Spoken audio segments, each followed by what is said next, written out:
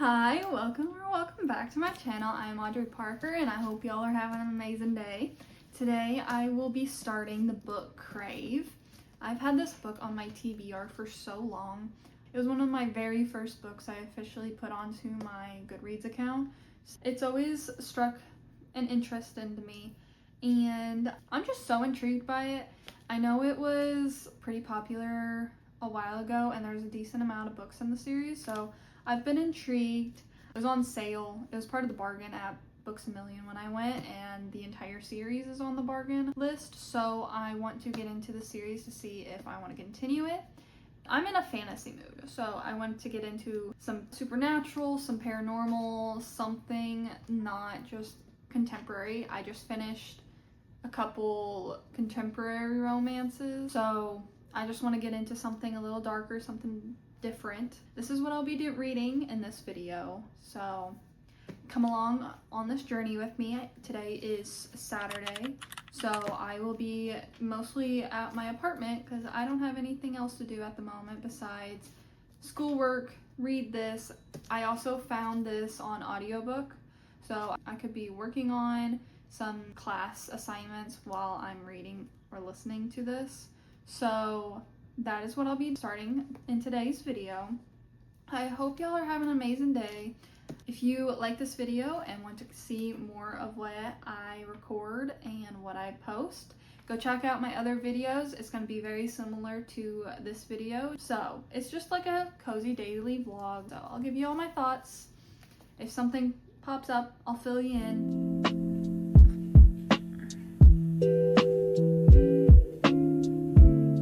It's 9:30 already, and I'm at page 92. So I've been off and on reading this book all day, and I'm actually really enjoying my time while reading this. It gives me very nostalgic vibes of one of my favorite book series that I read in high school that I still reread to this day because I love that series so much. It's one of the reasons why I love reading so much, and this book just kind of reminds me of it so much. The series that I love so much is the Shadowfall series. I've read the original series, but not the spin-offs of all of the side characters. I love that series so much. I go back and reread it every once in a while just to get back into the world, into the characters that I feel like I grew up with. I'm really enjoying my time while reading this. I'm 90 pages in, and it seems like they're keeping the supernatural side of this boarding school a secret from Grace. I'm very confused as to why they're keeping it a secret. What's the benefit of doing that? But she's gonna find out eventually. I'm at the point where she doesn't even know yet. She came in yesterday and she still doesn't know, which is baffling. I would have thought they would have told her straight up in the beginning, like, yo, this is not just a normal boarding school. This is for the supernatural, so there's some stuff you need to be aware of. If she's not supernatural, she definitely needs to know, and if she is, like, why wouldn't you tell her? Like, if she's not supernatural, she needs to be told so she doesn't get herself into trouble with the other groups. And then if she is supernatural, but you don't know what she is, why can't you tell her that that's what this place is for? I'm just a little confused as to why every single time someone almost says something about a supernatural, like werewolves or vampires or something, Macy always steps in and just like, oh, no, we're jumping to a different topic. We're not talking about this. She's almost said certain words before dra, which I'm guessing is dragon, just off that. But I really don't know where she was even going with that. But I'm enjoying this book. I'm loving all the characters already. Macy is so sweet. Grace was just at the welcoming party that they had for her. Flint was there trying to help her. And then Jackson was also there. And he came in and was weird about it. And then she just ran away. Very confused about that. I feel like it's gonna eventually come out that it's not a normal boarding school and something else is going on. So I feel like there's gonna be something with that. It just gives me Shadowfall vibes, but in a boarding school atmosphere. I'm gonna keep reading. I have been just going off and on and reading, but I just haven't been feeling good today. And I've also been doing laundry. I'm jumping around a lot today, so that's why I haven't been just sitting down and reading. So that's why I haven't got till page 200 or something. But I'm gonna definitely sit down and read tonight as soon as I go hop in and take a shower. I'm gonna finally hunker down in bed and grind out pages because that's what I do before bed. I'm excited to see where the story goes, how the relationship between the characters all change and develop, and what they learn in this boarding school. It's interesting that this boarding school is located in Alaska because it's in like a massive castle, which does not seem right in Alaska whatsoever. But also it's kind of cool that the location is in Alaska, so it's just a lot of snow. The altitude's really high. I'm loving all the architecture descriptions of the building because I'm an architecture major. That's what I'm going to school for currently, so I'm enjoying seeing all the descriptive words about the architecture. And Gothic castles, Gothic churches, just that time frame of architecture is one of my favorite styles. So I'm eating up all the descriptions of this place. I need to get deeper into it so I can have more in-depth thoughts about this book because not a lot has happened. She just got to the boarding school. She got introduced to a handful of characters so far, and not a whole lot's happened besides 2 boys tried to throw her outside to see if she could survive the cold. That is the only drama-filled moment, and then Jackson came and saved her. That is the only drama-filled moment that we've had so far. She's just not been feeling good because of that altitude change from California to Alaska. I want to continue to see where this goes.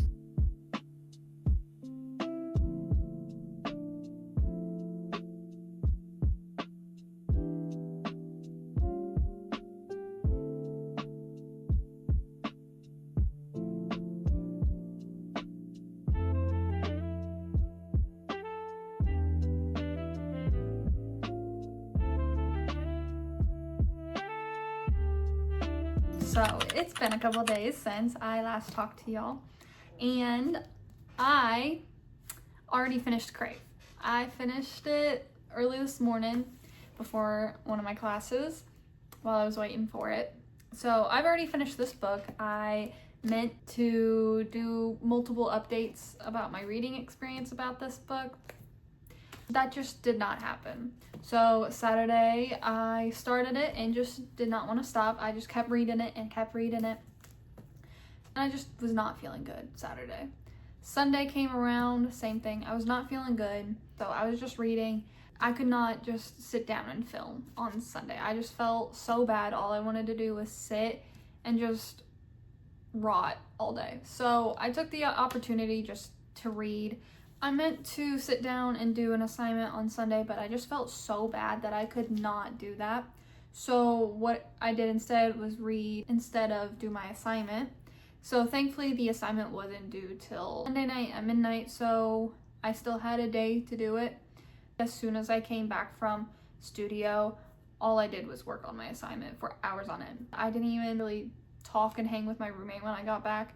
I just sat down and worked on my assignment to get it done because I was stressed because the time that it was due was coming upon me. So I worked really hard on getting that all done. I just put in some earbuds, listened to music, and just grinded it out as fast as I possibly could.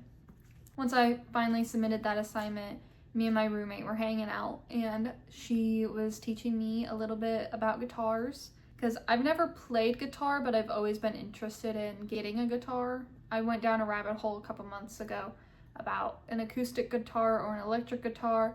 So she was like, it's a good way to find out before you actually like pull the trigger and get yourself a guitar and then don't like it. She was teaching me just the basics of guitar and it was cool. I enjoyed it. My fingers hurt. I've never played a string instrument before, so my fingers are kind of hurting because I'm not used to holding down strings like that. I played a clarinet when I was younger, so that's completely different than I was in middle school, and I did that for 4 years. I've always wanted to get back into playing an instrument. It's just finding one that I want to learn and become proficient in. I planned on finishing this book yesterday after I finished my assignment, but I got sidetracked until like midnight. I sat down and read a couple chapters, and then I was fighting falling asleep at that time frame, so I just went to bed. I got up and I read before my class just to finish it all off, but this ended major cliffhanger. Like, what the heck? It took Grace 300 pages to find out anything about the supernatural. She knew going into this boarding school that something was off just by the vibes, but it took her 300 pages. I love this book. I will say that. That is just, I enjoyed my time with this book. I wouldn't have read it as quickly as I did if I did not enjoy this book. So I automatically already want to get the second book. So I am so sad I waited so long to read this book because this is so good. It reminds me so much of the Shadowfall series that I read when I was in high school. But oh my god, this is so good. The relationships between all the supernaturals are strained, and it's cool seeing each one of them have their own little cliques, but each one of them has history, and it's interesting to see the aftermath of something that you don't get to see in the book. Jackson killed Hudson, so now Jackson has all the responsibility that was on Hudson onto him now, so he's dealing with that, and then he's dealing with all the repercussions of what his brother was doing during the time of his reign, and so he's dealing with that still, even though he's a completely different person and doesn't want all the supernatural groups to have the issues that his brother was pushing for. So it's interesting to see that aspect of it once we figure out what's going on. I did not like Leah from the very beginning. She seemed very strange, and whenever Grace ran into her into the library, something was sketchy about that. I was apprehensive about her just straight up right there, so I didn't like her since then. And come find out she's the big bad in this book. I'm so glad she turned into dust. Finally, some peace and quiet for her at the school, and her and Jackson could have a couple moments to themselves now, instead of her being in the way and a problem and being a Debbie Downer because Hudson died even though he was a piece of crap. I don't understand why she wants him back. Like, I understand they were dating and everything, but like, he was such a bad person. Such a bad vampire. He wanted to completely just kill all the supernatural groups just other than the vampires. So I think Jackson did what was right, even though he beats himself up about killing his brother. The ending was a major cliffhanger. Like, I already want to get into the next book of this series because what the heck was that ending? Hudson just randomly showing up in a mist and then her saving Jackson, but then you get thrown into Jackson's point of view and it seems like she got turned to stone. What is going on? I'm so confused. Why is she like a statue of stone? That's what it seems like. And then why can't they bring her back?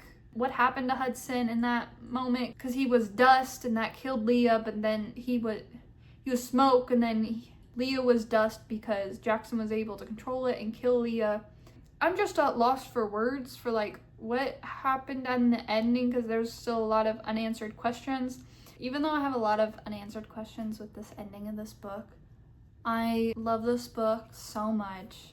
Even though it happened in like a week and a half, all this happened. So 570 something pages all happened within like a week and a half to 2 weeks. So I just think it was a very fast time frame for everything to happen, but it also makes sense for what was going down.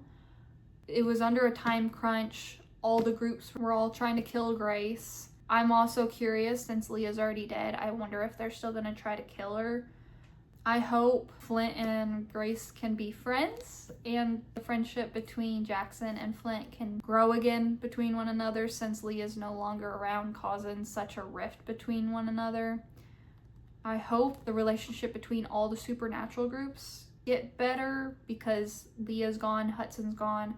I want to see some progress in that. That would be wicked to see. I liked being able to see what happened from Jackson's point of view after what happened in the tunnels with Grace and Hudson, because it kind of gave us a little bit more of information as to like where the story is going. And then we also got to have, or at least in my version, I got to see 3 additional chapters from Jackson's point of view from earlier in the book. So you got to see that like right up in the first moment they met one another, Jackson was like, oh, she's my mate. Like, oh shoot, she's also human. I want her to leave, I want her to be safe, but I'm obsessed with her and I can't leave her alone. And you got to see the moment where he threw Flint onto the ground to save Grace from the fall, from the tree. So you got to see that from his point of view and how worried he was, and how all the little touches between Flint and Grace during the snowball fight, Jackson hated every single moment of it. And then on the last one, he went to go see the blood letter, which he had a connection with this woman from years ago. So he went to see her about possibly destroying the mating bond between the two of them. But then whenever he got frantic text messages, he was like, there's no way I'm destroying the bond between the two of us. So I'm intrigued as to seeing where this goes, what the blood letter gave to Jackson, what it did say, because he ripped it up and threw it away.